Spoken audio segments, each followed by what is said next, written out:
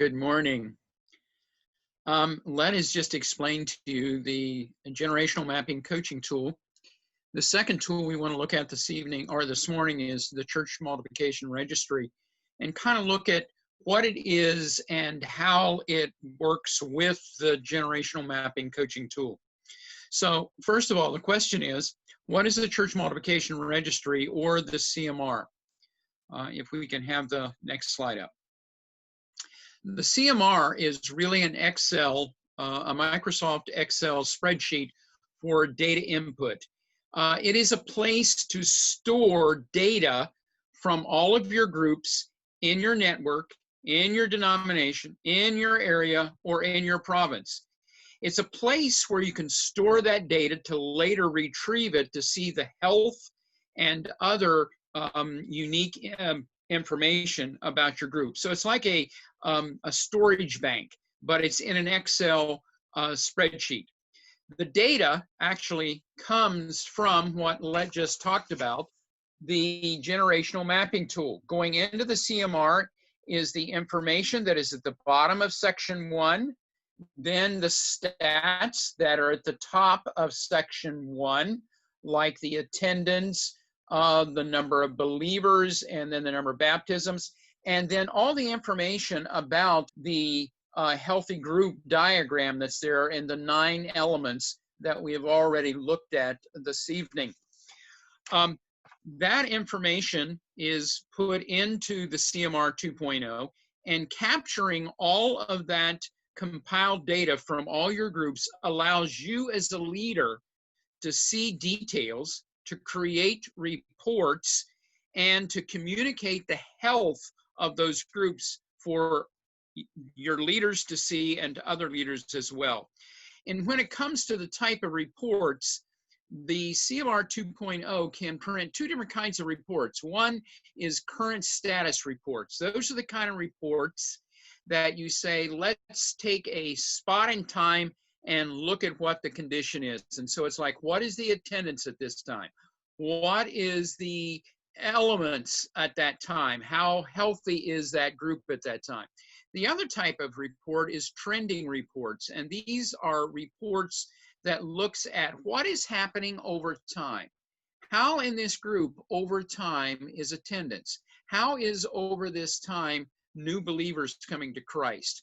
How about baptisms? How about how they're doing in increasing the health of their group? Those are trending reports. Assessment of current health of an entire ministry is really useful because it can be used to identify potential training needs.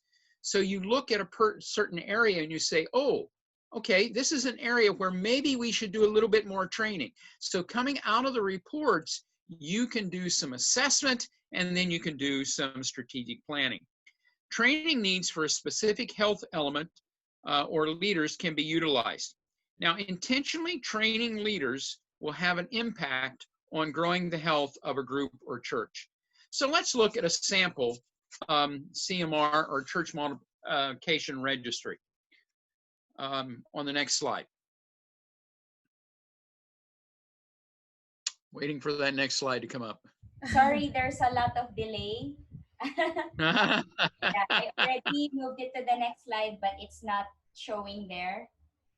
Okay, well, let me kind of go ahead and then I may back up a little bit as we finally get there it is. Okay, this is a sample church multiplication registry or CMR. It's the Excel sheet. This one actually is a sample that's based on our groups in Haiti.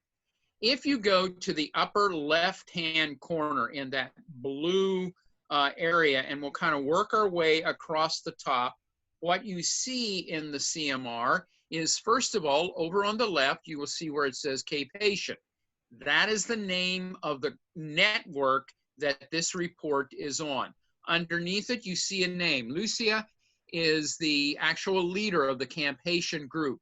As you go right, you will see the period of time that this report is for. In this case, it goes from January 1 to March 31st, the first quarter of this year.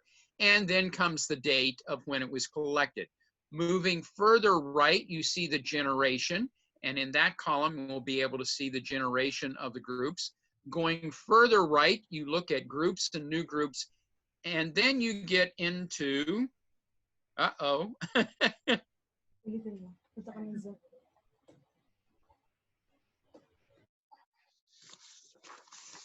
Until we get it back up, let me see if I can do it this way.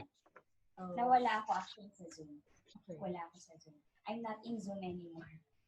Abby lost her connection in Zoom. Okay, what I'll try to do is just do it from here then. As you go. She's connected already. There we are again. Okay. As you start up on that top row, pretty much right in the middle, you will begin to notice that these columns have to do with the information in section 1. Like right in the middle, you'll see where it says group attendance. Then it's the total believers in the group. And then comes the total believers in this reporting period, the new ones that have come. Then it looks at the total baptized believers in the group, and then the new baptisms over this particular reporting period. Then you get the 9 key elements of the early church that we use to measure the health. And so you'll see prayer and fellowship and worship and apply the Bible, evangelism, Lord's Supper, give, baptize, and workers. Now, if you go back to the left-hand side, you will see a column that says leader's name and a long list of leaders' names. These are the leaders of all the groups who have filled out section 1 and sent it in.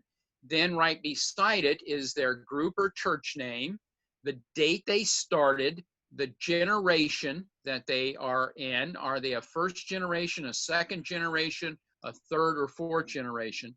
Then where they're located, and then who their mother church is. So this is all the information that is on the bottom of the generational mapping coaching tool.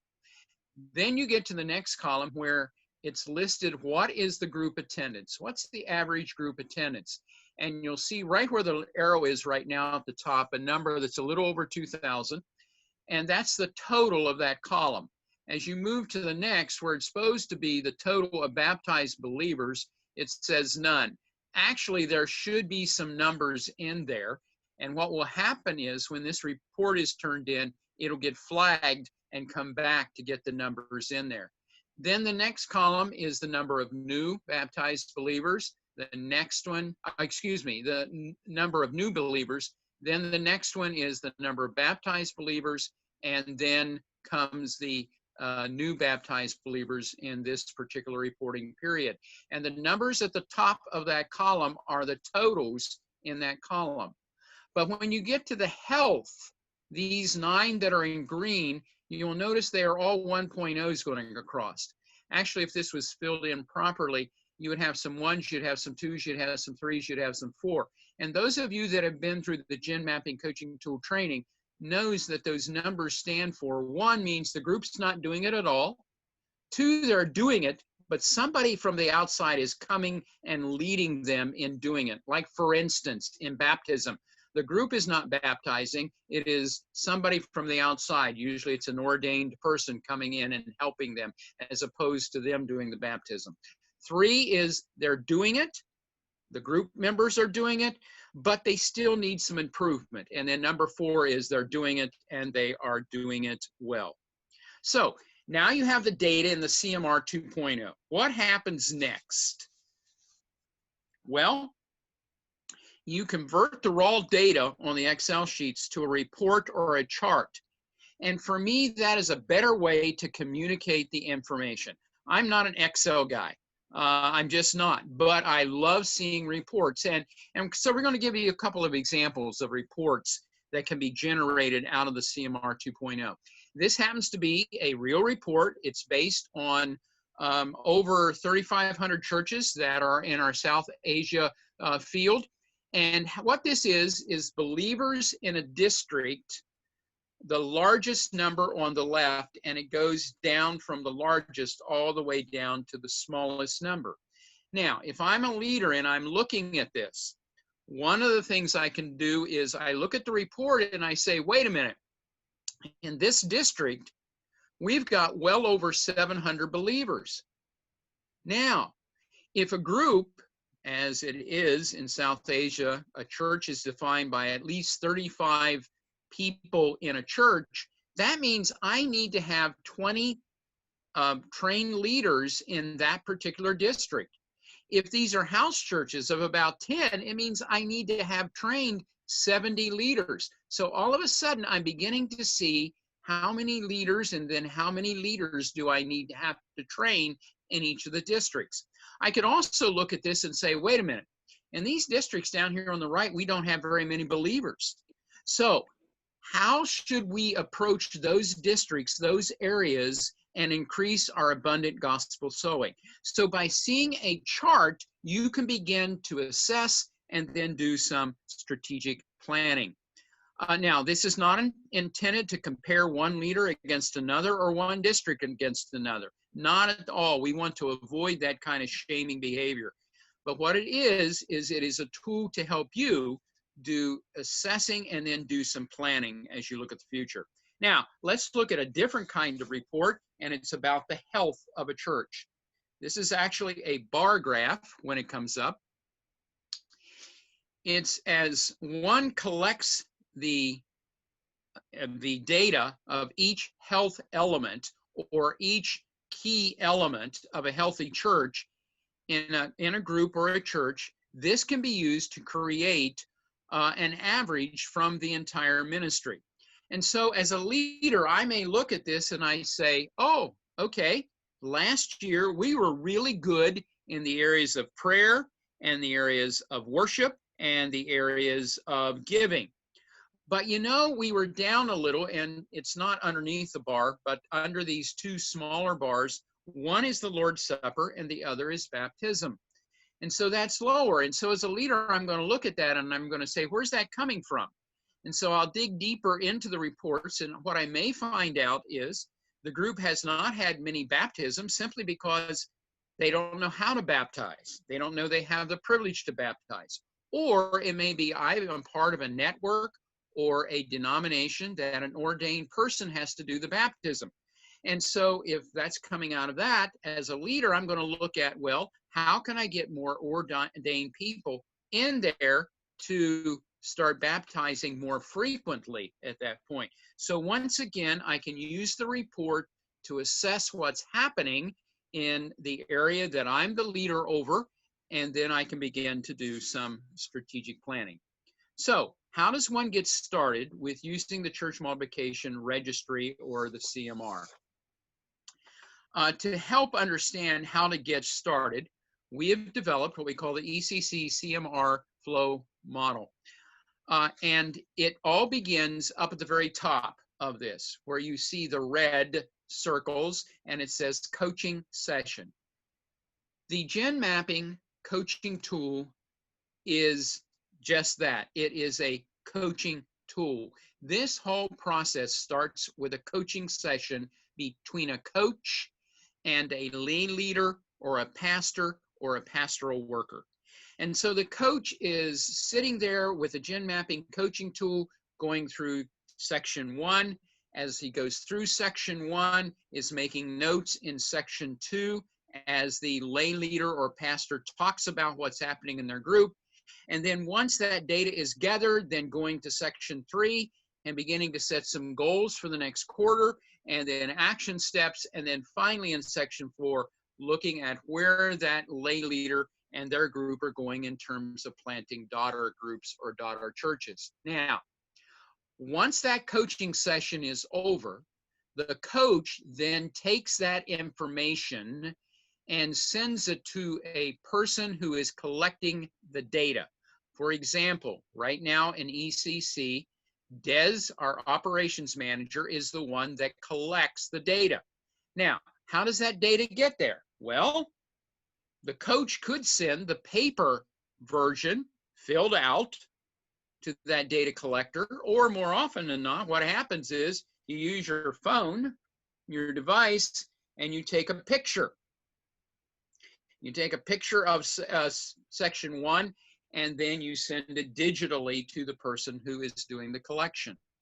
The person who is doing the collection then looks at those section 1s, and then begins to put that information into the CMR 2.0. Every quarter, Des is collecting that information and putting it into the CMR 2.0. And then she looks it over to verify that all the information looks like it's pretty correct and the like. If it's not, she will give the coach a call and say, hey, look, this doesn't look quite right. Can you verify it for me?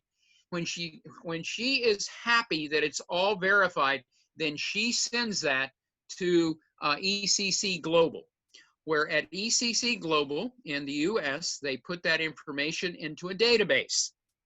And then out of that database comes the reports that then flow back to the field and then back down the leadership chain and finally gets back to the coach, who then sits down with the pastoral worker and the lay leader.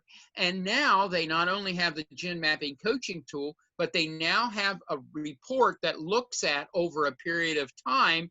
And now they have tremendous tools to look at how do we grow the health of this particular group or church, and how do we grow the health of the church planning of the next daughter churches in the second generation, and then the generations after that, the third and fourth generations. So, what is required to implement the church multiplication registry or the CMR? Well, first of all, is having a meeting. You as leader of your network or your denomination or your area or whatever, schedules a meeting with our team. And in the meeting, you kind of discuss the following bulleted points. How will you collect the data from the Gen Mapping coaching tool? It's like, who will the coaches send their information to? Who collects it? Then, secondly, how will that data get put into the CMR? And then talk about, well, how does that CMR then get sent to the country coordinator or the CMF in that area? And then how does those files get used to generate reports? And this is an important piece, because we would want you as a leader to tell us, what kind of reports do you want? What kind of feedback do you want from the data that you have provided us, so that we know what kind of reports to generate and then send back to you. And then as it comes back, you look at, okay, let's talk about how that ministry leader will use those reports to coach at the various levels of your leadership and kind of develop a cadence of reporting every quarter. Then having had that meeting, then there needs to be the setting up a training in terms of how do you train the data entry personnel that you'll be using to manage the data, and then finally providing the people and the place to meet and train. And so that initial meeting, then the training, and then you kind of launch, and we can begin to work with you in terms of collecting the data from all of your groups as they submit their generational mapping coaching tool section 1s, and then we can see that it goes up the line, and then you get back reports that become very useful for you to use as a leader in assessing what's happening and to do strategic planning. Okay, pass it on to Abby to look at our third tool.